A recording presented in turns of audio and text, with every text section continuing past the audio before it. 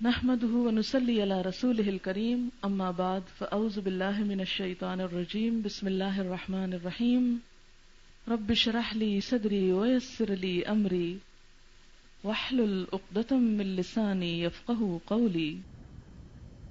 یہ مہینہ جس کو کہیں شہر مبارک کہا گیا، شہر عظیم کہا گیا، شہر برکت کہا گیا، شہر الصبر کہا گیا، شہر المواسات کہا گیا، تو یہ مہینہ کوئی معمولی مہینہ نہیں۔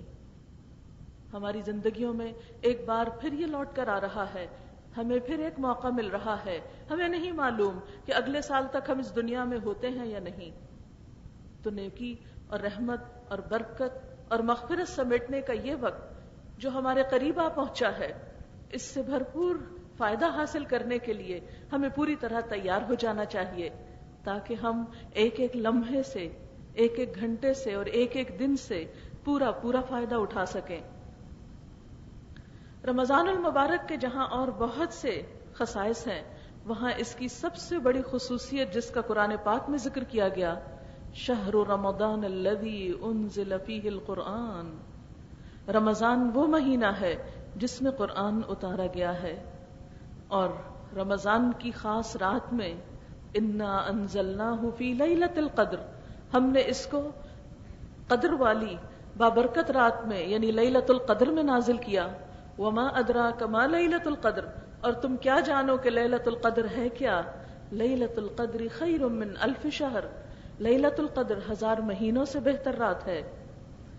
اس رات کو 1000 مہینوں سے بہتر کیوں قرار دیا گیا؟ ایک رات جو 1000 مہینوں سے بڑھ کر ہے، آخر کس وجہ سے؟ کبھی سوچا ہم نے؟ قرآن کی وجہ سے، کیونکہ اس میں قرآن نازل ہوا تھا۔ تو اگر ایک رات جس میں قرآن نازل ہوا اس قرآن کی برکت سے 1000 مہینوں سے زیادہ فضیلت رکھتی ہے، 1000 مہینوں سے بڑھ کر ہے، تو پھر وہ شخص اور وہ لوگ جو قرآن کے ساتھ تعلق قائم کریں، قرآن کو سیکھیں اور سکھائیں، قرآن کو اپنے سینوں میں اتاریں، قرآن کے ساتھ زندگی بسر کریں، قرآن کو اپنا رہنما بنائیں، قرآن کی روشنی میں اپنی زندگی گزارنے کے طریقے وضع کریں، پھر ان کی اہمیت اور ان کی عظمت اور ان کی عزت اللہ سبحانہ وتعالیٰ کے ہاں کیا ہو سکتی ہے۔ اگر ایک رات کو اتنی عزت اور برکت قرآن کی وجہ سے ملی، تو یقیناً ہر وہ انسان جو اس کتاب کے ساتھ تعلق قائم کرے گا، وہ بھی اللہ سبحانہ وتعالیٰ کی خاص رحمتوں اور برکتوں سے فیضیاب ہوگا۔ رمضان کے بارے میں نبی صلی اللہ علیہ وسلم نے یہ بھی فرمایا کہ رمضان کی پہلی رات شیاطین اور سرکش جن باندھ دیے جاتے ہیں۔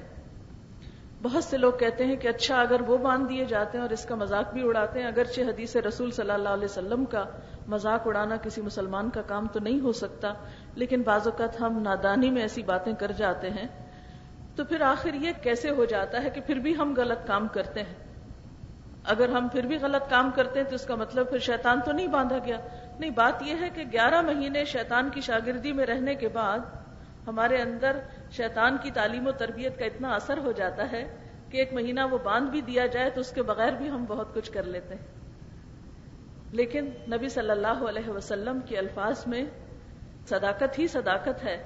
آپ صلی اللہ علیہ وسلم اپنے دل کی باتیں نہیں کہتے تھے، وَمَا يَنطِقُ عَنِ الْهَوَىٰ إِنْ هُوَ إِلَّا وَحْيٌ يُوحَىٰ، آپ اپنی خواہشات نفس سے بات نہیں کرتے تھے، آپ وہی بات کرتے تھے جو آپ کی طرف اللہ تعالیٰ کی طرف سے وحی کی جاتی تھی۔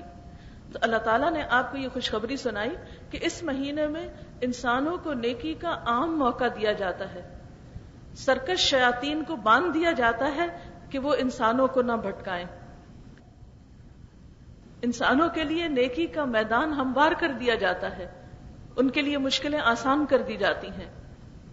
رمضان گویا نیکیوں کا موسم بہار ہے، جسے موسم بہار میں پھول، ویسے تو پھولوں کے پودے سارا سال آپ لگا سکتے ہیں، اگے ہوئے ہوتے ہیں، پھول بھی نظر آتے ہیں، لیکن جو سما بہار میں نظر آتا ہے وہ عام دنوں میں نہیں ہوتا۔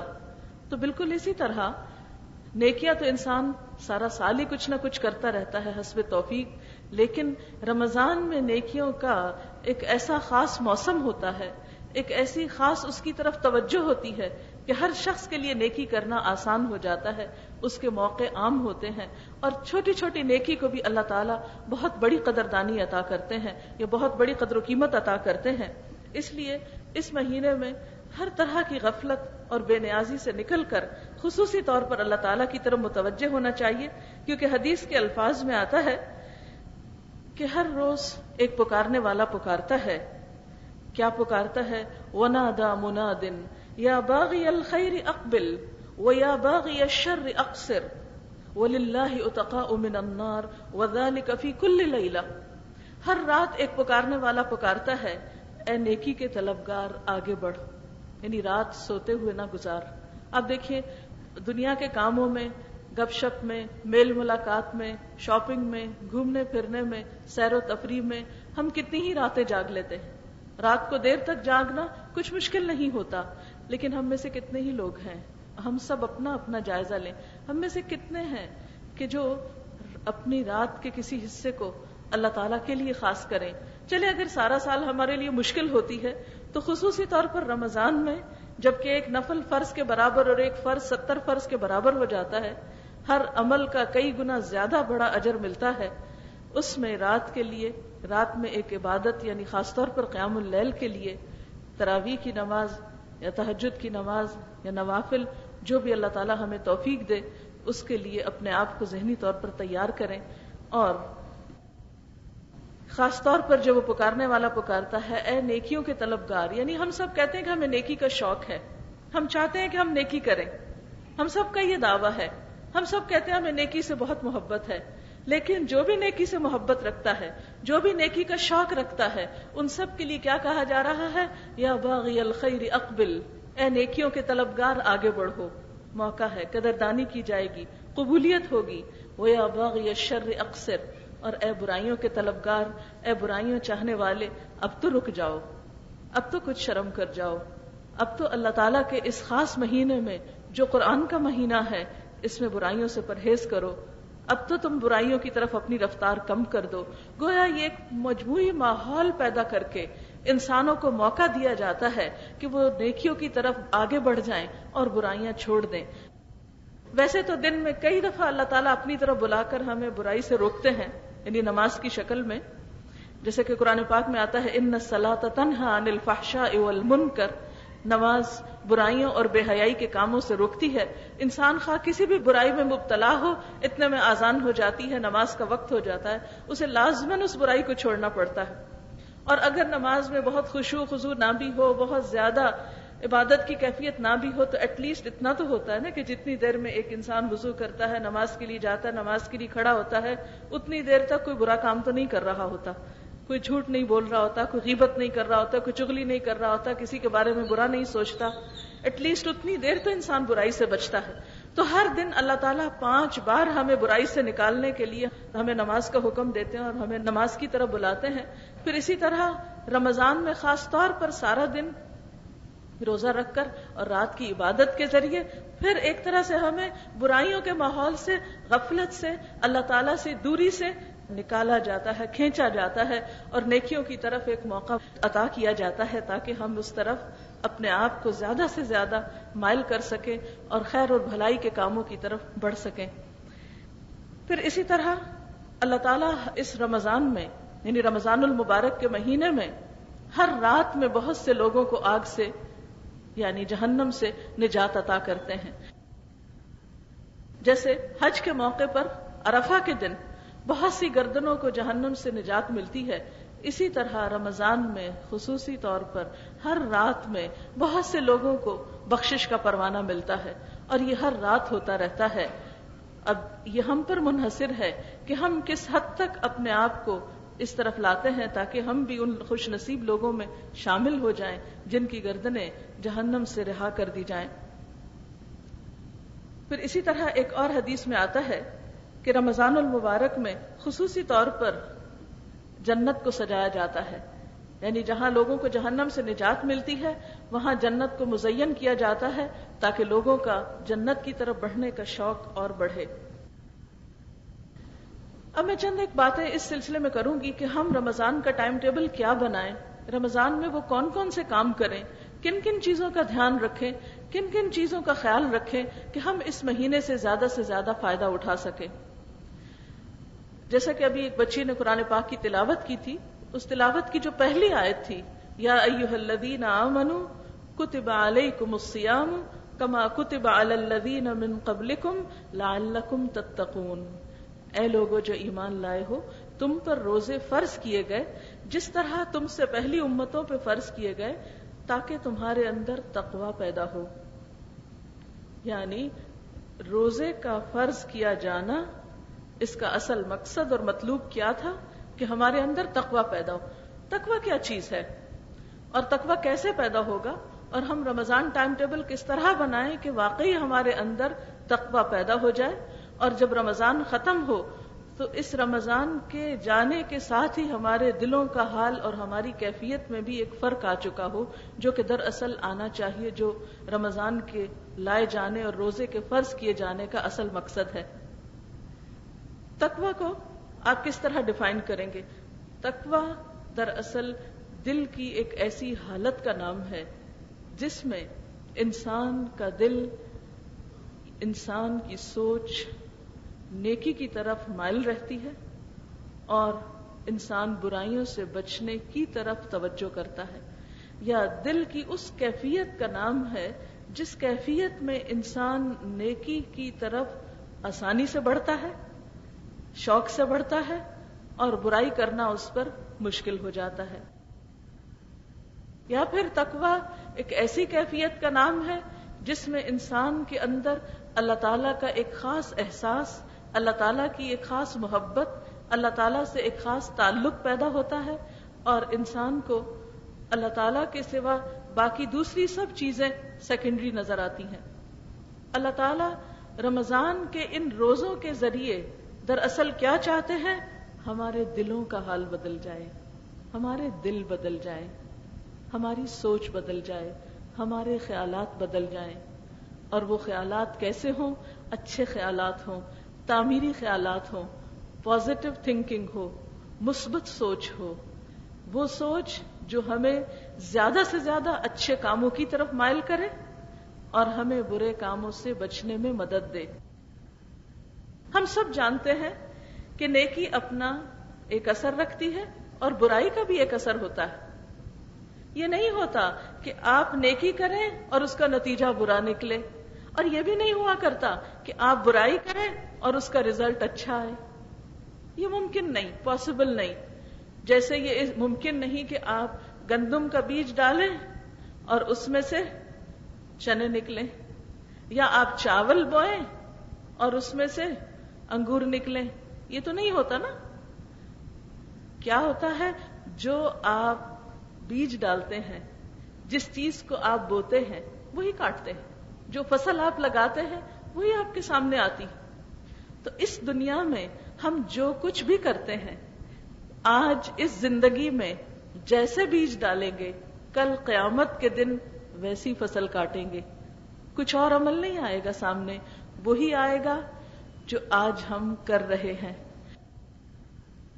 لہذا یہ بات بے حد ضروری ہے میرے لیے اور آپ سب کے لیے کہ ہم اس دنیا میں رہتے ہوئے اپنی صلاحیتوں، اپنی طاقتوں، اپنی سوچوں، اپنے عمل کی قوت، ان تمام چیزوں کو ایک ایسے مثبت پازیٹو راستے پر لگائیں کہ جس سے ہم یہ زندگی بھی بھرپور طریقے سے گزاریں، اللہ تعالیٰ کی دی ہوئی نعمتوں کو اچھے سے اچھے طریقے سے استعمال کریں، اور پھر کل قیامت کے دن جب اللہ کے حضور حاضر ہوں. اور یہ تو میرا اور آپ کا سب کا یقین ہے، سب کا ایمان ہے کہ ہمیں ایک دن قیامت کے دن اللہ کے حضور حاضر ہونا ہے، اس کے پاس کھڑے ہونا ہے، اپنی نعمتوں کا حساب دینا ہے. جیسے کہ قرآن پاک میں آتا ہے وَلَتُسْأَلُنَّ يَوْمَئِذٍ عَنِ النَّعِيمِ، کہ اس دن تم سے نعمتوں کے بارے میں ضرور سوال کیا جائے گا، ضرور پوچھا جائے گا کہ ان کو پا کر تم نے کیا کیا. تو گویا رمضان المبارک ایک ایسا مہینہ ہے، ایک ایسا وقت آ رہا ہے جو ہر لحاظ سے آپ کو مدد دے گا کیا بننے میں؟ ایک پازیٹو انسان بننے میں، ایک مثبت انسان بننے میں، ایک اچھے کام کرنے. یعنی غم، خوف، پریشانی، بے قراری، اضطراری کیفیت، یہ ساری چیزیں انسان کی صلاحیتوں کو ختم کر دیتی ہیں. بعض کام انسان اس زندگی میں ایسے کرتا ہے، مثلاً کوئی غلط کام کرتا ہے، جیسے جھوٹ بولتا ہے کوئی انسان، وہ سمجھتا ہے کہ جھوٹ بولنا برا ہے. کسی کو دکھ دیتا ہے، تانا دیتا ہے، وہ سمجھتا ہے کہ برا ہے، اس کا ضمیر اس کو ملامت کرتا ہے. لیکن عام طور پر ہوتا کیا ہے کہ کسی برائی کو برا سمجھنے کے باوجود ہم اس کو چھوڑ نہیں پاتے. اب آپ دیکھیے کہ جب کوئی شخص جھوٹ بولتا ہے تو ضرور اس کے دل پہ ایک سیاہ داغ لگتا ہے، اس کے دل کے اندر ایک بے چینی کی کیفیت پیدا ہوتی ہے، ایک بے سکونی آتی ہے، نتیجتاً ایک خوف بھی پیدا ہوتا ہے کہ اگر میرا یہ جھوٹ کھل گیا تو پھر کیا ہوگا. اسی طرح جب انسان کسی کو برا بھلا کہتا ہے، جواباً دوسرا شخص اس کو برا بھلا کہتا ہے، تعلقات خراب ہوتے ہیں. تو وہ کون انسان ہے کہ جو تعلقات کی خرابی کے بعد خوشی محسوس کرے، خواہ وہ تعلق بہن بھائی کا ہو یا شوہر بیوی کا ہو یا دوستوں کے درمیان ہو یا کسی بھی انسان کے ساتھ، کیونکہ ساری مخلوق اللہ کا کنبہ ہے. انسان خواہ کوئی مسلمان ہو یا غیر مسلم ہو، سب انسان ہیں. کسی بھی انسان کے ساتھ جس کے ساتھ آپ کا رہن سہن ہے، آپ کا میل ملاپ ہے، آپ کے تعلقات ہیں، اگر آپ اس کے ساتھ اچھی طرح معاملہ نہیں کر رہے تو کبھی ہو نہیں سکتا کہ آپ اس دنیا میں خوش رہ سکیں. تو وہ کون سے طریقے ہیں، وہ کیا کام ہیں، وہ کون سی کوششیں ہیں کہ جن کے کرنے کے بعد انسان اس دنیا میں بھی پرسکون رہنے کا راز پا لیتا ہے اور نتیجتاً آخرت میں جنت کی صورت میں خوشیاں ہی خوشیاں ہمیشہ کے لیے پاتا ہے. ہم سب کا امتحان دراصل یہ ہے کہ ہم اس دنیا میں پروو کریں کہ ہم بے ضرر انسان ہیں، ہم پرامن انسان ہیں، ہماری زبان اور ہاتھ سے کسی کو تکلیف نہ پہنچے. نبی صلی اللہ علیہ وسلم نے مسلمان کی ڈیفینیشن کیا بتائی؟ المسلم، آپ سب جانتے ہیں، کسی سے بھی چھپا ہوا نہیں، المسلم من سلم المسلمون من لسانہ ویدہ. مسلمان وہ ہے جس کے ہاتھ اور زبان سے دوسرے مسلمان محفوظ رہیں، کسی کو دکھ نہ پہنچے، کسی کو اذیت نہ ہو. کیوں؟ ایسا نہیں کہ کسی کو اذیت دینے سے ہم اس کو کوئی فائدہ دے رہے ہیں. یاد رکھیے، کسی کو جب ہم خوش کرتے ہیں تو وہ ہماری اپنی خوشی کا ذریعہ بنتا ہے. کسی کے لیے جب ہم اچھے ثابت ہوتے ہیں تو وہ الٹیمیٹلی اس کا پلٹ کر اچھا اثر خود ہماری اپنی ذات پر آتا ہے. ہم اگر کسی کو دیکھ کے مسکراتے ہیں تو جواب میں ہمیں کیا ملتا ہے؟ مسکراہٹ. اگر ہم کسی کو دیکھ کر ماتھے پہ بل ڈال لیتے ہیں تو ہمیں کیا ملتا ہے جواب میں؟ ایک آنکھوں کا گھرنا مثلاً، یا پلٹ کر ایک تیوری چڑھا ہوا ماتھا یا فیس. تو یاد رکھیے، جو بھی شخص نیکی کرتا ہے وہ دراصل اپنے ہی لیے کرتا ہے. بظاہر وہ کسی اور کے لیے نظر آتی ہے. مثلاً آپ صدقہ کرتے ہیں، خیرات کرتے ہیں، دیکھنے میں ایسا لگتا ہے جیسے آپ کسی کی مدد کر رہے ہیں، حالانکہ کیا ہوتا ہے؟ صدقہ کر کے بلائیں آپ سے دور ہوتی، تکلیفیں آپ سے دور ہوتی. آپ آج کسی کا بھلا کر رہے ہیں، اللہ تعالیٰ کل کسی اور کے ذریعے آپ کا بھلا کروائے گا، آپ سے مشکلات اور تکلیفیں اور پریشانیاں دور فرمائے گا. اس لیے ہم سب کو ایک بات اچھی طرح یاد رکھنی چاہیے کہ نیکی ہم سب کی ضرورت ہے، گناہ ہم سب کے لیے نقصان دہ ہے. لیکن وہ کیا طریقہ ہو، وہ کیا چیز ہو کہ جس سے ہم نیکی کرنے پر قادر ہو جائیں، نیکی کرنا ہمارے لیے آسان ہو جائے اور برائی کرنا ہمارے لیے مشکل ہو جائے. یہ چیز ہم عملاً صحابہ کرام کی زندگیوں میں دیکھتے ہیں. لیکن اپنے آپ کو ہم یہ کہہ کے ایکسکیوز دے لیتے، ہم کیا کریں، ہم تو عام سے انسان ہیں، گناہگار انسان ہیں. کہ اللہ تعالیٰ نے ہمیں گناہگار انسان بننے کے لیے تو پیدا نہیں کیا. ہم کیوں اپنے آپ کو ایکسکیوز دے رہے ہیں؟ ٹھیک ہے، گناہوں کا اعتراف ہونا چاہیے، لیکن گناہوں پر اصرار نہیں ہونا چاہیے. گناہ کا اعتراف تو اچھا ہے، لیکن گناہ پر اصرار نقصان دہ ہے.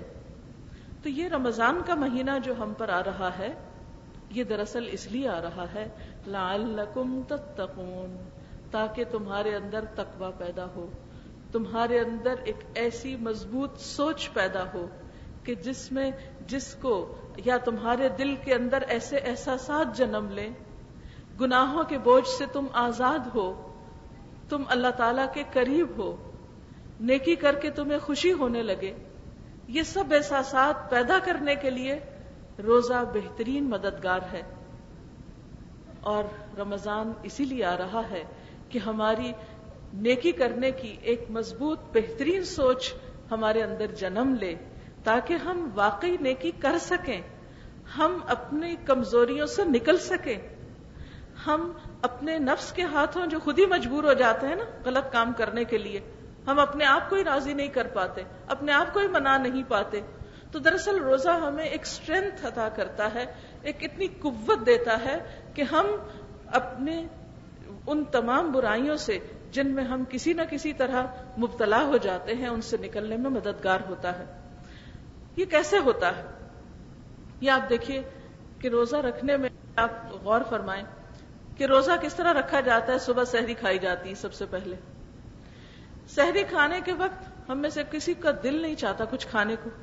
سحری کا کھانا مشکل ترین کام ہوتا ہے. ویسے ہم کو کھانا پینا بہت اچھا لگتا ہے، سارا دن ہمیں کچھ نہ کچھ کھانے کو ملتا رہے تو ہم نہ نہیں کریں گے.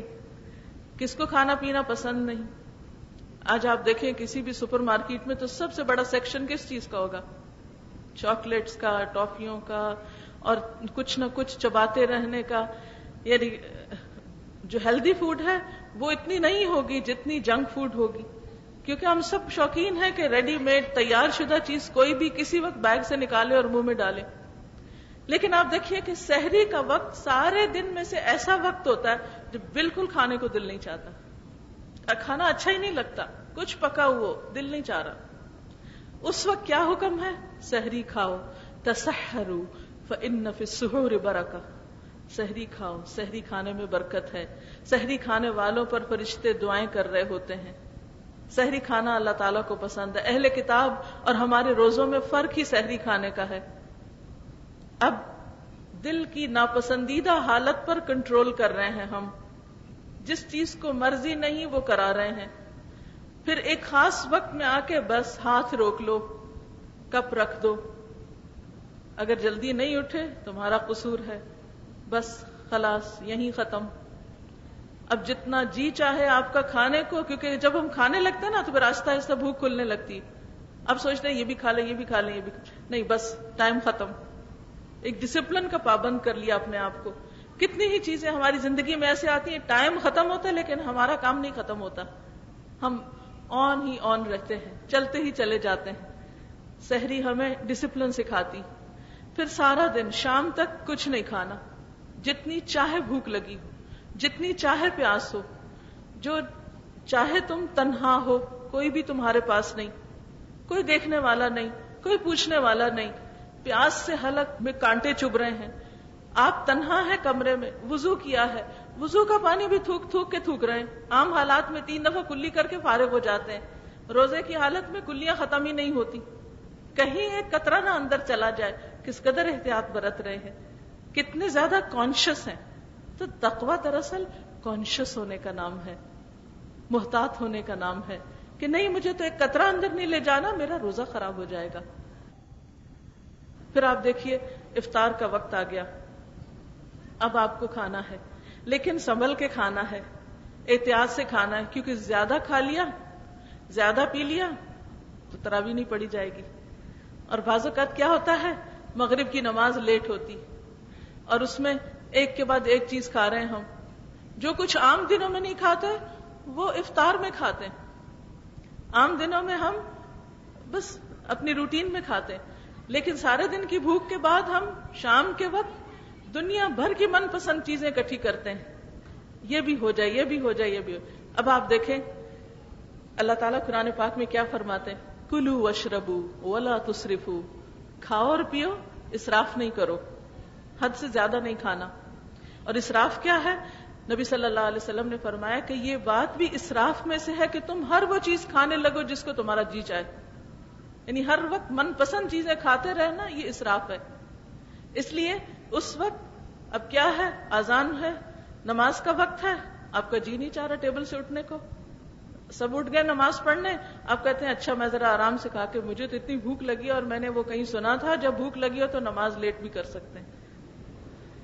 وہ تو کبھی ایک آدھ دفعہ ہو گیا، پورا مہینہ لیٹ ہو رہی ہے، لیٹ ہو رہی ہے. اب آپ دیکھیں نماز کو لیٹ. اب اس کے بعد یہ ہے کہ بعض اوقات پیاس لگی تو اتنا پانی پی لیتے ہیں پھر اٹھا ہی نہیں جاتا. اب تراویح کون پڑھے؟ اب کیا حکم ہے کہ تراویح پڑھو، کیونکہ تراویح جو ہے من قام رمضان ایمانا و احتسابا غفر له ما تقدم من ذنبه، جس نے رمضان میں ایمان اور احتساب یعنی ثواب کی نیت سے قیام کیا، اس کے پچھلے سارے گناہ معاف ہو جائیں گے۔ اب قیام اللیل، عشاء کی نماز تو ہم کو ساری زندگی میں مشکل لگتی تھی، اب اس میں مزید تراویحاں بھی شامل کر لیں، توبہ توبہ، اور مشکل ہو گئی۔ لیکن یہ جو قیام ہے یہ ڈسپلن سکھاتا نا۔ اب آپ کھڑے رہو اللہ کے حضور اور لمبی نماز پڑھو، پڑھتے جاؤ پڑھتے جاؤ پڑھتے جاؤ، اور گھر میں اکیلے تو اور زیادہ مشکل لگتی۔ بھلا یہاں پر مسجدوں میں پھر عورتوں کا اہتمام ہے کہ کہیں نہ کہیں انسان چلا جاتا ہے تو سب کے ساتھ مل کے کام آسان ہو جاتا ہے، اکیلے میں مشکل لگتا ہے۔ تو اب دیکھیں کہ روزہ جو ہے، جب جو کام کرنے کو دل چاہ رہا ہو کہتے یہ مت کرو، جو نہیں کرنے کو دل چاہ رہا کہتے یہ کرو۔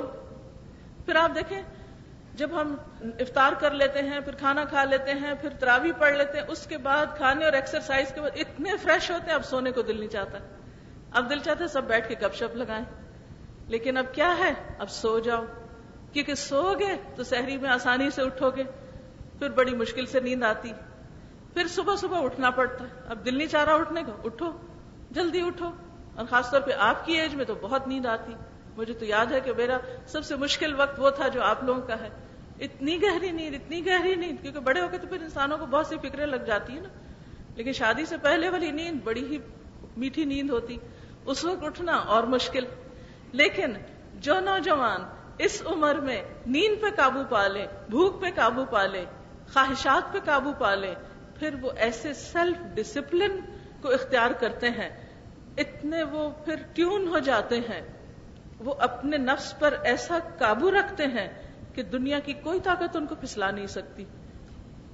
جو واقعی شعور کے ساتھ روزے رکھیں، چاہے کوئی کتنی ہی بڑی لالچ دے، جھوٹ بولو نہیں بولنا، غلط بیانی کرو نہیں کر سکتے، کیوں؟ اس لیے کہ اپنے آپ پر قابو ہے نا، ایک قوت ہے خود پر۔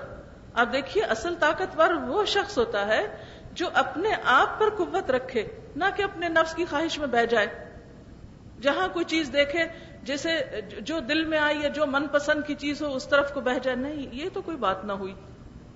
آپ دیکھیے ہوا میں کون سی چیز اڑ جاتی ہے جو ہلکی ہوتی ہے، وہی اڑتی ہے نا ہوا میں۔ پانی میں کون سی چیز بہہ جاتی ہے جو ہلکی ہوتی ہے۔ تو اسی طرح اپنے نفس کی خواہشات میں بہنے والے لوگ، زمانے کی ہواؤں میں اڑ جانے والے لوگ ہلکے لوگ ہوتے ہیں۔ مضبوط کردار کے لوگ ہر چیز میں اڑتے نہیں اور ہر چیز میں بہتے نہیں، وہ کرتے ہیں جو اصول کے تحت کرنا چاہیے، جو ٹھیک ہے، جو فائدہ مند ہے۔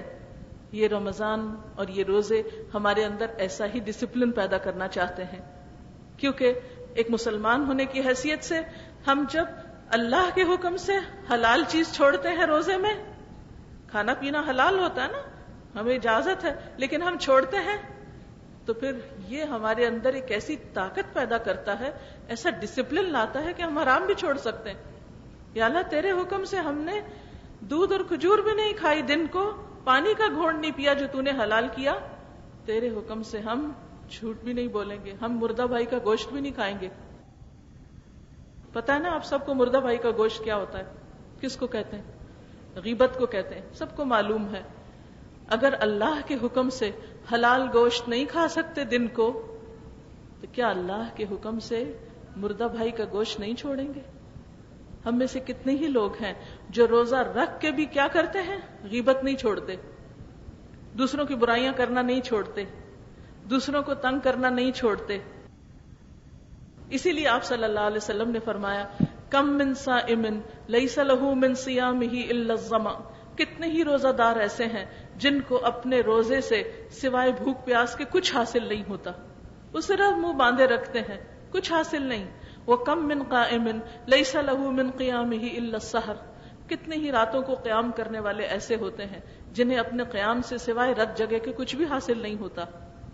تو بات یہ ہے کہ ہمیں صرف کھانے پینے کو نہیں چھوڑنا، صرف کھانے پینے سے پرہیز نہیں کرنا، صرف ہمیں نیند سے پرہیز نہیں کرنا، بلکہ اس کے ساتھ ساتھ اللہ کی حرام کی ہوئی چیزوں، اللہ کی منع کی ہوئی چیزوں کو بھی چھوڑنا ہے، ان سے بھی پرہیز کرنا ہے۔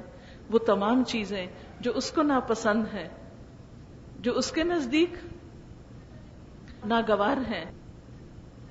میں دہرانا چاہوں گی کہ ہم کس طرح اپنا ٹائم ٹیبل بنائیں, کن خاص چیزوں کا خیال رکھیں کہ جن کو ہمیں کرنا ہی کرنا ہے اور کن کن چیزوں کو ہمیں چھوڑنا ہے, تاکہ ہم رمضان کو اچھی طرح سیلیبریٹ کر سکیں. سب سے پہلی بات تو خود روزہ ہے. بہت سے لوگ چھوٹے چھوٹے بہانے کر کے, چھوٹا چھوٹا عذر کر کے روزہ چھوڑ دیتے ہیں. یاد رکھیے کہ روزہ ایک ایسی عبادت ہے کہ جو ایسی بیماری میں چھوڑا جا سکتا ہے کہ جس بیماری کے روزہ رکھ کر بڑھنے کا اندیشہ ہو, کہ جان جانے کا اندیشہ ہو, یا بیماری کے زیادہ ہونے کا اندیشہ ہو. کیونکہ جان کی حفاظت لازم ہے نا ہمارے دین میں. جان اللہ کی امانت ہے دی ہوئی, ہم اس کو ایسے ہی ضائع نہیں کر سکتے. تو اس لیے اللہ تعالیٰ نے اپنا حق بھی لے لیا کہ تم روزہ نہیں رکھو اگر تمہاری جان کو خطرہ ہے یا تمہیں زیادہ تکلیف ہوتی. ویسے تو بھوک کی تکلیف تو سبھی کو ہوتی ہے, لیکن بیماری بڑھنے کی تکلیف مراد ہے یہاں.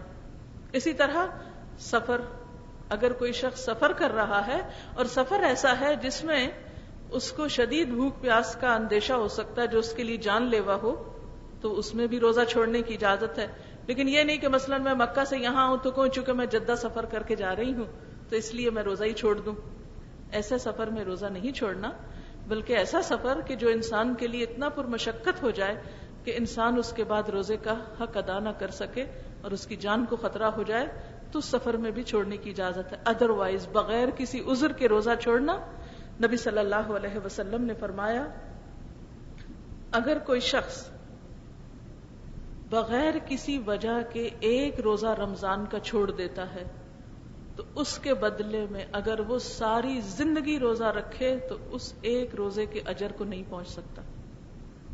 اس ایک روزے کے اجر کو نہیں پا سکتے اگر ہم بغیر کسی وجہ کے, بغیر کسی عذر کے, بس ایسے ہی سستی میں وہ کیا کریں, آنکھیں نہیں کھلی اس لیے میں نے پھر آج روزہ ہی نہیں رکھا. نہیں, روزہ تو رکھنا ہے. اسی طرح خصوصی طور پر بچیوں کے حوالے سے بعض اوقات انہیں یہ نہیں پتا ہوتا کہ مثلاً پیریڈز میں کب شروع کرنا ہے, کب چھوڑنا ہے. بعض اوقات ہم یہ سوچتے ہیں کہ جی 7 دن سے پہلے تو پاک نہیں ہوتے, 7 دن کے روزے چھوٹ گئے. نہیں, اگر آپ 5 دن میں پاک ہو گئے ہیں تو 2 دن کے روزے آپ کو رکھنے ہوں گے. یعنی پیریڈز میں کوئی 7 دن کا کوئی بھی اسلام میں تصور نہیں کہ 7 دن آپ کو نماز نہیں پڑھنی یا 7 دن روزہ نہیں رکھنا. نہیں, اس کا تعلق تو پاک ہونے سے ہے. اچھا, یہ بات شروع ہوئی تو اس میں 1-2 چیزیں اور بھی بتاتی جاؤں. ہمارے ہاں یہ بھی ایک بات بہت مشہور ہے کہ اگر 12 بجے کے قریب روزہ ختم ہو جائے, یعنی پیریڈ شروع ہو جائے, تو ایسی صورت میں شام تک روزہ پورا کرو, کچھ کھاؤ پیو نہیں, کھانے پینے نہیں دیتے. حالانکہ اگر روزہ رہا نہیں تو آپ دوا کھائیں یا پانی پیئیں یا کچھ اور کھائیں, اس سے کوئی فرق نہیں پڑتا. اسی طرح اگر افطار سے 5 منٹ 10 منٹ پہلے پیریڈ شروع ہو گئے تو اس میں روزہ ختم ہو جاتا ہے. بعض لوگ کہتے ہیں نہیں بس وہ 5 منٹ ہی تو رہتے تھے اس لیے وہ روزہ پورا ہو گیا. نہیں, آپ کو ثواب مل گیا انشاءاللہ سارا دن جو آپ نے روزہ رکھا, لیکن اس روزے کی قضا رکھنی ہوگی. بعض لوگوں کو یہ کہتے سنا گیا ہے کہ چونکہ یہ روزے ہم اپنی مرضی سے تو نہیں چھوڑتے اس لیے قضا کس لیے دیں, وہ بعد کے دنوں میں گنتی نہیں پوری کرتے. بہت سی ینگ گرلز رمضان میں روزے چھوڑ دیتی ہیں عذر کی وجہ سے اور بعد میں روزے پورے نہیں کرتی. نہیں, صحیح احادیث سے یہ بات ثابت ہے. حضرت عائشہ رضی اللہ تعالی عنہا کی روایت سے پتہ چلتا ہے کہ ہم نماز کی قضا تو نہیں دیتی تھی لیکن روزے کی قضا دیتی تھی. اس لیے خصوصی طور پر ان دنوں میں اس سبب سے جو روزے چھوٹے ان کو رمضان کے بعد آپ پورا کر لیں. پھر اسی طرح آپ صلی اللہ علیہ وسلم نے یہ بھی فرمایا کہ جو شخص اللہ عز و جل کے راستے میں 1 دن کا روزہ رکھتا ہے, اللہ تعالیٰ اس کا چہرہ اس 1 دن کے عوض جہنم سے 70 سال دور کر دیتے ہیں. یعنی اتنا بڑا اجر ہے اللہ کی خاطر روزہ رکھنے کا. روزے کے بعد یہ ہے کہ نماز کی پابندی, اور وہ بھی اول وقت میں پڑھنا بے حد ضروری ہے. کچھ لوگ ایسے ہوتے ہیں کہ جو روزہ تو رکھ لیتے ہیں نماز نہیں پڑھتے. روزہ رکھنا ان کو آسان لگتا ہے, نماز پڑھنا روزہ رکھ کے بھی مشکل لگتا ہے. تو نماز کے بارے میں تو آپ سب جانتے نا, اسلام اور کفر کے درمیان فرق کرنے والی چیز ہے, الگ الگ کر دیتی ہے. دنیا میں بھی پہچان ہے ہر مسلمان کی، اور آخرت میں جیسے سورۃ یاسین میں آپ سب نے یہ آیت پڑھ رکھی ہوگی، وَامْتَازُوا الْيَوْمَ أَيُّهَا الْمُجْرِمُونَ، اے مجرموں آج کے دن الگ ہو کر کھڑے ہو جاؤ۔ دنیا میں نماز اگر نہیں پڑھتے تھے تو نماز پڑھنے والے اور نہ پڑھنے والے قیامت کے دن اکٹھے نہیں ہو سکیں گے۔ قرآن پاک ہی کے ایک اور سورت میں آتا ہے، بے نماز لوگوں سے پوچھا جائے گا، ما سلککم فی سقر، تمہیں جہنم میں کیا چیز لے گئی؟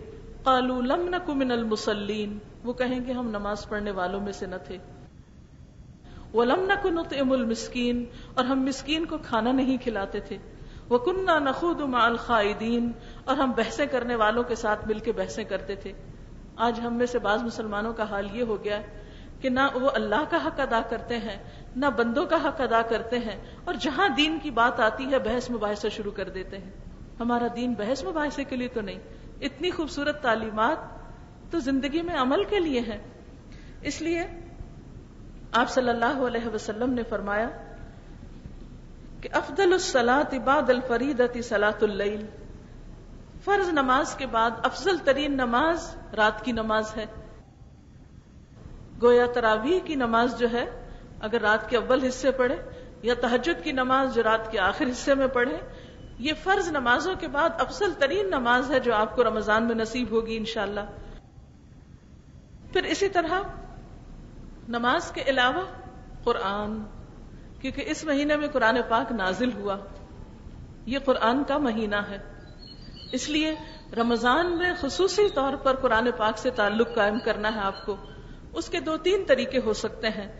نمبر 1 تلاوت جو آپ اپنے طور پر کریں، نمبر 2 تراویح میں اس کا سننا، یعنی نمبر 1 خود ریڈ کرنا، نمبر 2 اس کی لسننگ، خود دن میں کسی بھی وقت بہتر تو ہے صبح سحری کے بعد نماز فجر کے بعد آپ، کیونکہ ان قرآن الفجر کان مشہودا، فجر کے وقت آپ نماز کے بعد قرآن پاک کی تلاوت کریں جتنی بھی آپ کو اللہ تعالیٰ توفیق دے، اور رات کو تراویح میں سنیں۔ اس کے علاوہ دن میں اگر آپ ایک وقت مقرر کریں جس میں قرآن پاک کا ترجمہ جانیں یا قرآن پاک کے بارے میں جتنا بھی آپ سیکھ سکیں، جو بھی آپ کے حالات آپ کو موقع دیں، رمضان میں کوشش کریں کہ تلاوت میں ایک دفعہ پورا قرآن پاک ضرور پورا ہو جائے، ایک تراویح میں پورا ہو جائے، اور ہو سکے تو ایک ترجمے کے ساتھ پورا کر دیں، کیونکہ ہمیں ویسے سمجھ میں نہیں آتی۔ اچھا، اس کی کیا دلیل ہے؟ قرآن پاک میں اللہ تعالیٰ فرماتے ہیں کتاب انزلناہ الیک مبارک لیدبروا آیاتہ ولیتذکر اولو الالباب، یہ ایک ایسی کتاب ہے جسے ہم نے اتارا ہے، بہت برکت والی ہے، یعنی اس کے پڑھنے سے خیر ہی خیر آتی۔ برکت کا کیا مطلب ہوتا ہے؟ ہم برکت لفظ ایسے بس منہ سے بول دیتے ہیں، یہ نہیں فیل نہیں کرتے کہ برکت ہوتی کیا ہے۔ فرمائیے ایک برکت والی کتاب ہے، جس ہاتھ میں ہو، جس دل میں ہو، جس گھر میں پڑھی جائے، جو انسان اس کو پڑھتا ہو۔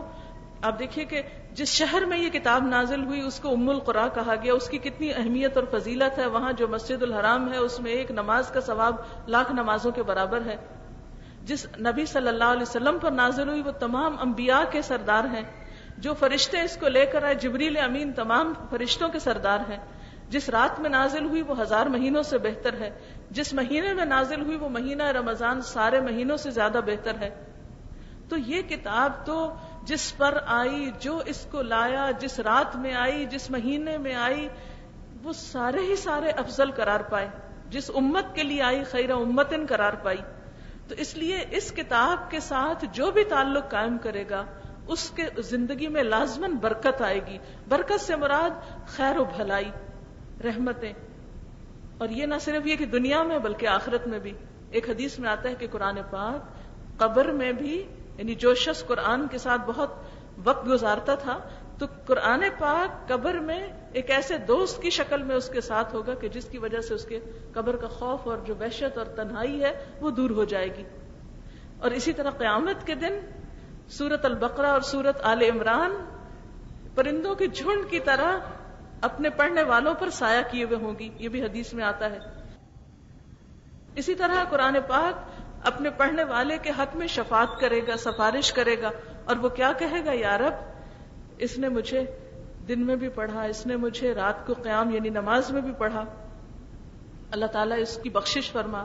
پھر جو شخص اس کو حفظ کر لیتا ہے اس کے والدین کو بھی ایسے تاج پہنائے جائیں گے کہ جس کی روشنی سورج کی روشنی سے بھی زیادہ بہترین ہوگی. اسی طرح یہ ہے کہ اس کو حق دیا جائے گا کہ وہ اوروں کی بھی شفاعت کر سکے.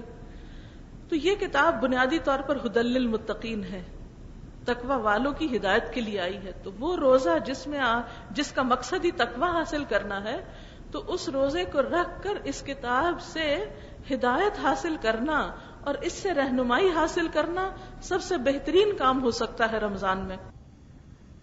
کتاب انزلناہ الیک مبارک لیدبروا آیاتہ، ایک ایسی کتاب جسے ہم نے اتارا ہے، بہت بابرکت ہے، تاکہ لوگ اس کی آیتوں میں غور و فکر کریں.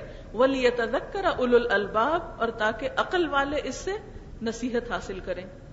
پھر اسی طرح ہم دیکھتے ہیں کہ حضرت ابن عباس بیان کرتے ہیں نبی صلی اللہ علیہ وسلم بہت سخاوت کیا کرتے تھے، لیکن رمضان میں جب آپ جبریل امین سے ملاقات کرتے تو آپ تیز آندھی سے بھی زیادہ سخاوت کرتے، اور یہ رمضان کی ہر رات میں ملاقات ہوتی تھی.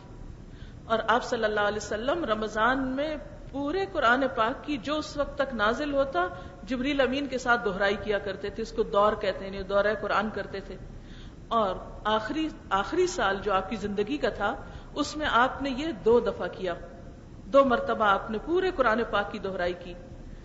تو آپ دیکھیے کہ رمضان میں پورے قرآن پاک کی دہرائی جو ہے یہ نبی صلی اللہ علیہ وسلم کا طریقہ رہا ہے. اس لیے ہمیں بھی کسی نہ کسی طرح تلاوت ہو، تراویح ہو اور سمجھ کے پڑھنا، ھدی للمتقین کا کام، یہ کوشش کریں کہ رمضان میں 1 دفعہ مکمل ہو جائے. پھر اسی طرح رمضان میں خوب آپ کو دعائیں کرنی ہیں. سب سے پہلے روزہ رکھنا ہے، دوسرا نمازوں کی پابندی، نمازوں میں اول وقت کی پابندی، پھر صلاۃ التراویح کی پابندی، اور پھر اس کے بعد قرآن پاک کی تلاوت. چوتھی چیز دعا مومن کا ہتھیار ہے. رمضان میں دعائیں بہت قبول ہوتی ہیں. سحری کے وقت دعائیں قبول ہوتی ہیں. آپ کو معلوم ہے نا، رات کے آخری حصے میں اللہ تعالیٰ آسمان دنیا پر آ جاتے ہیں اور بندوں کو پکارتے ہیں، اور بندوں کے خصوصی طور پر گناہ معاف ہوتے ہیں. اور مومن بندوں کی صفت کیا بتائی گئی ہے؟ وَبِالْأَسْحَارِ هُمْ يَسْتَغْفِرُونَ، سحری کے وقت وہ استغفار کرتے ہیں.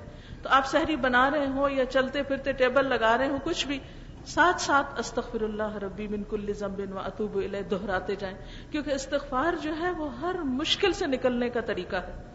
زندگی میں کوئی بھی آپ کے جو تکلیف یا دکھ یا مشکل یا پریشانی ہے، اس کو آپ ذہن میں رکھ کے خوب استغفار کریں. اور دنیا کی تکلیفیں تو ویسے بھی چلی جانی ہے، خصوصی طور پر آخرت کی پریشانی، اس کے لیے استغفار کی کثرت.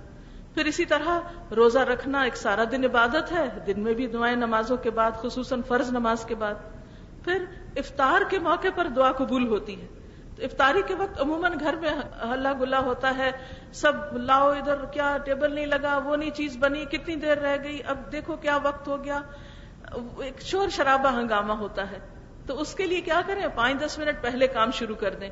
آخری 10 منٹ جو ہے یا 5 منٹ سب گھر والے بیٹھ جائیں، آرام سے سکون سے دعائیں کریں، اللہ کا ذکر کریں، اور سکون اور وقار کے ساتھ روزہ افطار کریں.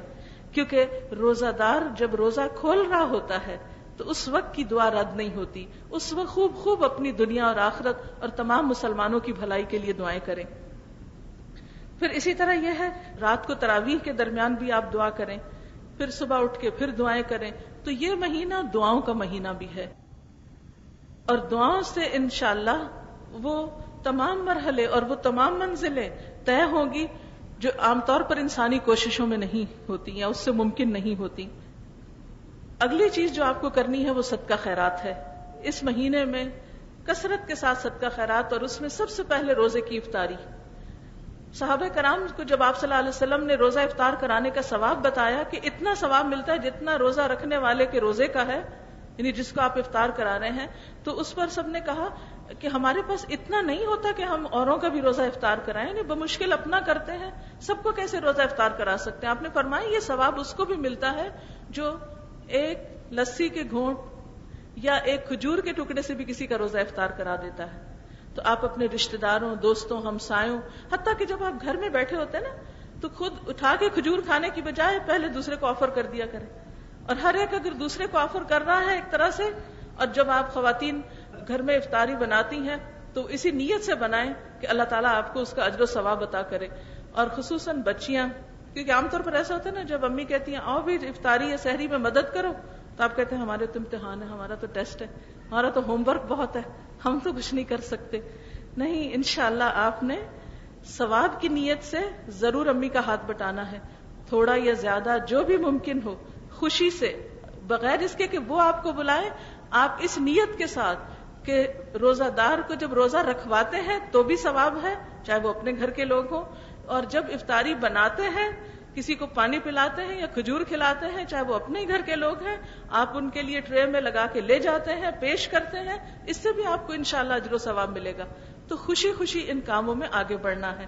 اور حقیقت یہ ہے کہ ہم چاہے ٹیسٹ ہو، کچھ ہو، لیکن کچھ نہ کچھ وقت مینج کر ہی سکتے ہیں اگر ہماری اپنی نیت ہو کہ ہمیں نیکی اور ثواب کا کام کرنا ہے. پھر اسی طرح آپ صلی اللہ علیہ وسلم رمضان میں اتنی سخاوت کرتے تھے. حدیث میں آتا ہے کہ آپ بھلائی کرنے میں بہت سخی تھے، لیکن رمضان میں جب آپ جبریل سے ملتے تو آپ اور سخی ہو جاتے، اور آپ ہر رات جبریل سے ملا کرتے تھے اور انہیں رمضان گزرنے تک قرآن مجید سناتے. جب جبریل آپ سے ملتے تو آپ کی سخاوت تیز ہواؤں سے بھی بڑھ جاتی. اب تیز ہوا جب چلتی ہے تو ہر چیز اڑا کے لے جاتی ہے، گویا آپ ہر چیز میں صدقہ کرتے. اور دوسرے یہ کہ جب تیز ہوا چلتی ہے تو گھر کے گوشے گوشے میں گھس جاتی ہے نا. اسی طرح ہمارا صدقہ خیرات سے ہر ایک کو کچھ نہ کچھ فائدہ پہنچنا چاہیے، یعنی ہر طبقے اور ہر شخص تک، جو بھی آپ کے رشتہ داروں میں یا دوستوں میں یا ہمسایوں میں یا جاننے والوں میں، اور یہاں بھی اور پیچھے وطن میں بھی جو بھی آپ کے دوست عزیز رشتہ دار ہیں، کیونکہ پہلا حق رشتہ داروں کا ہوتا ہے اور رشتہ داروں کو دینے کا دگنا ثواب ہوتا ہے. ان کے لیے آپ عید گفٹ کے طور پر یا کسی بھی طریقے پر جو کچھ آپ دیں، اللہ سے اجر پانے کے لیے اور رشتہ داری کو جوڑنے کے لیے، اور ایک اس مہینے کی خاص جو برکت ہے اس کو پانے کے لیے، اور وہ جو تقویٰ کا حصول ہے اس میں مدد لینے کے لیے، چاہے تھوڑا ہو چاہے زیادہ. مثلا اگر ہمارے پاس کچھ نہیں، ایک کھجور ہے نا، تو ہم توڑ کے آدھی کر کے آدھی ساتھ والے کو دے کر بھی یہ ثواب کما سکتے ہیں. پھر اسی طرح آپ صلی اللہ علیہ وسلم نے خصوصاً خواتین کو صدقے کی تلقین کی، کیونکہ بعض اوقات خواتین کہتے ہیں ہم کون سا خود کماتے ہیں، اور ینگ گرلس تو کہیں گی نہ، ہمیں تو پاکٹ منی اتنی نہیں ملتی کہ ہم اس میں سے اب کسی کو کچھ دے سکیں. صدقہ خیرات تو امی ابو کیا کرتے ہیں، یا جن کے پاس بہت پیسہ ہو وہ کیا کرتے ہیں. ٹھیک ہے، جن کے پاس جتنا زیادہ ہو اس کا حساب اتنا ہی زیادہ ہے، لیکن اس کے ساتھ ساتھ ہمارے پاس اگر کچھ بھی ہے، مثلا اگر آپ کے پاس پہننے کے لیے 5 جوڑے ہیں تو ایک نکال کر کسی ضرورت مند کو دے دیجئے. اپنی ہی چیزوں میں سے آپ دیکھیں کہ یہ چھوٹا چھوٹا، مثلا کسی کو ایک پینسل، کسی کو پین، کسی کو کاغذ، کسی کو کاپی، کسی کو کسی مدد کے طلبگار کو یا کسی ضرورت مند کو تھوڑا سا بھی کچھ دینا، اپنی ہی چیزوں میں سے دینا جو ہے وہ انشاءاللہ آپ کے لیے فائدہ مند ہوگا. پھر اسی طرح رمضان میں عمرہ، نبی صلی اللہ علیہ وسلم نے فرمایا رمضان میں عمرہ کرنا میرے ساتھ حج کے برابر ہے. یعنی ایک اور حدیث میں حج کے برابر، اور ایک نبی صلی اللہ علیہ وسلم کے ساتھ حج کرنے کے برابر. اتنا اجر و ثواب، اس لیے کسی نہ کسی موقع پر اس کا بھی اہتمام کریں. پھر آخری عشرے میں خصوصاً عبادت کا اہتمام. انشاءاللہ جب آخری عشرہ شروع ہوگا تو اس وقت تھوڑا سا ہم اس موقع پر چند باتیں دہرا لیں گے. اسی طرح یہ ہے کہ انسانوں میں سے جو بیمار ہیں ان کا خیال، پھر اسی طرح کیونکہ حقوق العباد کی بھی ضرورت ہے. پھر اسی طرح اگر آپ کا کوئی خدمتگار ہے تو اس کے کام میں کمی، کیونکہ بعض اوقات ایسا ہوتا ہے نا، گھر میں کوئی سرونٹس وغیرہ ہوتے ہیں، ان کو ہم کہتے ہیں لاسٹ مومنٹ پہ گرم پراٹھا لا کر دو، وہ بیچارے تو اس پراٹھا بنانے میں لگے رہتے ہیں اور ان کی سحری رہ جاتی ہے. تو اس لیے ان کے کام میں کمی کرنے کے بارے میں نبی صلی اللہ علیہ وسلم نے فرمایا جو اس مہینے میں اپنے غلام سے کم کام لے گا اللہ تعالیٰ اس کو بخش دے گا اور جہنم سے آزاد کرے گا. یعنی ان کے اوپر مشقت، کیونکہ بعض جیسے ورکرز باہر دھوپ میں کام کر رہے ہوتے ہیں، کھیتوں میں کام کر رہے ہوتے ہیں، یا بڑے بڑے مشقت والے کام کر رہے ہوتے ہیں، تو ان کے کاموں کے آورز میں یا کام کی شدت میں روزے کی خاطر کچھ نہ کچھ کمی کر لینا جو ہے یہ بھی اجر و ثواب کا باعث ہے. اور پھر خصوصاً جو محروم طبقات ہیں ان کا خیال رکھنا، ہمسایوں کا خیال رکھنا ہے آپ نے. پھر اسی طرح صرف روزہ رکھنا ہی نہیں بلکہ اور صرف جھوٹ سے ہی نہیں بچنا، غیبت سے ہی نہیں بچنا، بلکہ لغو باتوں سے بھی پرہیز کرنا ہے. لغو باتیں کیا ہوتی ہیں؟ جس بیکار کی گپ شپ، جس کا کوئی مقصد نہیں ہوتا، کوئی اس کو چھیڑنا، کوئی اس کا مذاق اڑانا، کوئی راہ چلتے کو کوئی بات کرنا. قرآن پاک میں اللہ تعالیٰ کامیاب مومنوں کی صفت بیان کرتے ہیں، والذین هم عن اللغو معرضون. وہ کامیاب ہونے والے کون ہیں؟ جو لغو، بیکار، بیہودہ باتوں سے پرہیز کرتے ہیں. وَإِذَا مَرُّوا بِاللَّغْوِ مَرُّوا كِرَامًا. جب وہ لغو کے پاس سے بھی گزرتے ہیں تو معزز طریقے سے گزر جاتے ہیں. بہت اچھی طرح ہمبل، متواضع، خوش اخلاقی کے ساتھ آگے بڑھ کر سلام کرنے والے، نیکیوں اور بھلائیوں کے کام میں دوڑنے والے ہو کر بننا ہے، نہ کہ دوسروں کو ستانے والے اور مذاق اڑانے والے. اور پھر آخری بات یہ کہ ہمیں ساتھ ساتھ جائزہ لینا ہے کہ ہم کس سٹیج پر ہیں. نبی صلی اللہ علیہ وسلم نے ایک مرتبہ صحابہ کرام سے فرمایا کہ ممبر لاؤ. آپ کے لیے ممبر لایا گیا.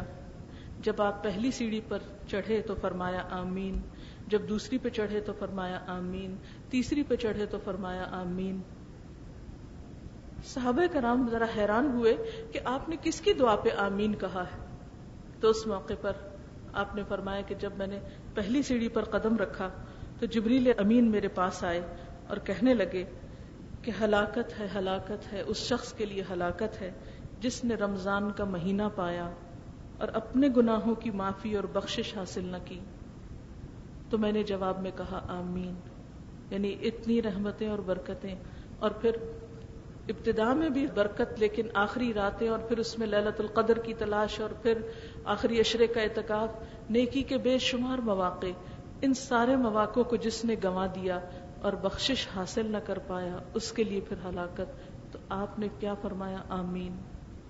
اور دوسرے وہ شخص جس نے بڑھاپے میں اپنے ماں باپ دونوں یا کسی ایک کو پایا اور پھر ان کی خدمت کر کے جنت حاصل نہیں کی، اس کی بھی ہلاکت. تو جبریل نے جب یہ کہا تو آپ نے فرمایا آمین.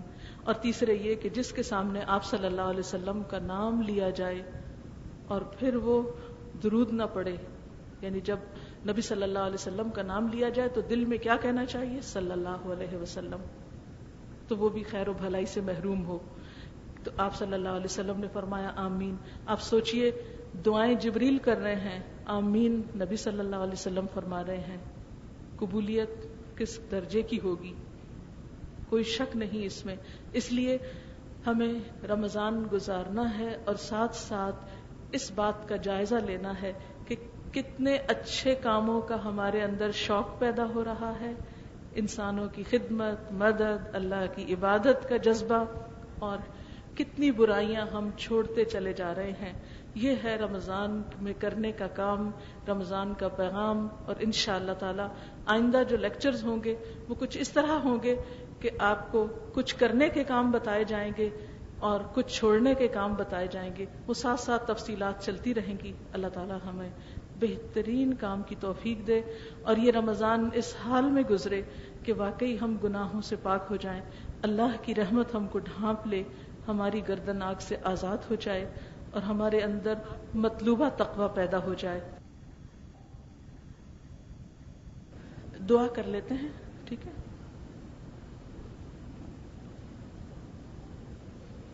سبحان اللہ والحمد للہ ولا الہ الا اللہ واللہ اکبر ولا حول ولا قوة الا باللہ العلی العظیم. اللہم صل علی محمد وعلى آل محمد كما صليت على إبراهيم وعلى آل إبراهيم إنك حميد مجيد. اللهم بارك على محمد وعلى آل محمد كما باركت على إبراهيم وعلى آل إبراهيم إنك حميد مجيد. ربنا آتنا في الدنيا حسنة وفي الآخرة حسنة وقنا عذاب النار. ربنا لا تزغ قلوبنا بعد إذ هديتنا وهب لنا من لدنك رحمة إنك أنت الوهاب. ربنا هب لنا من أزواجنا وذرياتنا قرة أعين واجعلنا للمتقين إماما. يا حي يا قيوم برحمتك نستغيث لا إله إلا أنت سبحانك إني كنت من الظالمين اللهم إنا نسألك علما نافعا وعملا متقبلا ورزقا طيبا اللهم انفعنا بما علمتنا وعلمنا ما ينفعنا وزدنا علما اللهم اكفنا بحلالك عن حرامك وأغننا بفضلك عمن سواك اللهم لا مانع لما أعطيت ولا معطي لما منعت ولا ينفع ذا الجد منك الجد. یا اللہ پاک جو کچھ ہم نے پڑھا ہے سنا ہے اپنی رحمت سے قبول فرما. یا اللہ جو بات تیری مرضی کے مطابق ہو ہمیں اس پر عمل کی توفیق عطا فرما. اگر ہماری زبان سے کوئی بھول چوک کر ایسی بات ہو گئی ہو جو آپ کو پسند نہ آئی ہو تو ہم سے درگزر فرما اور ہمارے دلوں کو ہدایت کی طرف موڑ دے. اللہ ہمیں اپنی محبت عطا کر دے, اپنے بندوں کی محبت عطا کر دے, ہمیں تمام انسانوں کے لیے خیر خواہی کرنے والا بنا. یا رب العالمین ہمارے دلوں میں قرآن کی محبت پیدا کر دے. یا رب العالمین جنہوں نے اس مجلس کے لیے کوشش کی ہے, جو بھی محنت اور اہتمام کیا ہے, انہیں بہترین جزائے خیر عطا فرما. یا اللہ ہم سب کو رمضان کی برکتوں اور رحمتوں سے بھرپور فائدہ اٹھانے کی توفیق عطا فرما. ہماری کوتاہی, کمی, غفلت, سستی ہم سے دور فرما دے. یا رب العالمین ہم سب کو صحت اور تندرستی اور عافیت کے ساتھ اس مہینے کی برکتوں سے بھرپور فیض یاب ہونے کی توفیق دے. یا اللہ تو ہمارے دلوں کو باہم جوڑ دے. یا رب العالمین ہمیں مثبت سوچ عطا کر دے. یا اللہ ہمارے دلوں کو سکون عطا کر دے. یا اللہ سب کے دکھ, بیماریاں, تکلیفیں اور پریشانیاں دور فرما اور ہمارے اس وقت میں بہترین برکت پیدا کر دے اور اس کوشش کو قبول کر لے. ربنا تقبل منا انك انت السميع العليم وتب علينا انك انت التواب الرحيم وصلى الله تعالى على خير خلقه محمد وعلى آله وأصحابه وأهل بيته أجمعين برحمتك يا أرحم الراحمين إلهي آمين. سبحانك اللهم وبحمدك نشهد أن لا إله إلا أنت نستغفرك ونتوب إليك. والسلام عليكم ورحمة الله وبركاته.